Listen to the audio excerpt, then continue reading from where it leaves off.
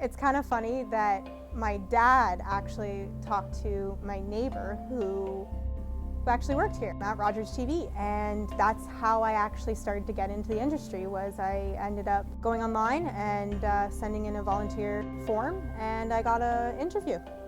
It's going to be really good on my resume. It's going to be really good to have so much backing me up already, and I'm only 20. I mean, I get anxious sometimes, and it's hard sometimes to deal with people who don't want to listen to you when you're in a position of power. I mean, sometimes it's hard because you don't want to be screaming and yelling at them, and you want it to be a fun experience, because I work with volunteers. So you want it to be a fun experience, but if people aren't listening to you, it's hard to make it a fun experience. I mean, I feel like I can do a lot of awesome, cool adventures with producing and with directing, and I mean, I'm not sure exactly if I'm going to stay being a producer or if I'm maybe a director or an editor. I'm not quite sure, but I do love producing, and I do see myself at least staying in it for a while.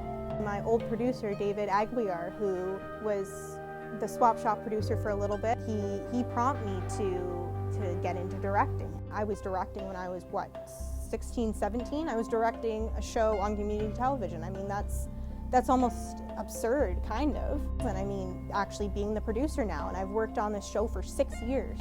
So it's something that I really enjoy, and it's my baby now. It is.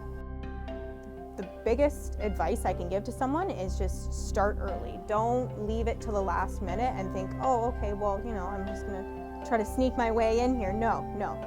You gotta start early, and that's the key, to start early.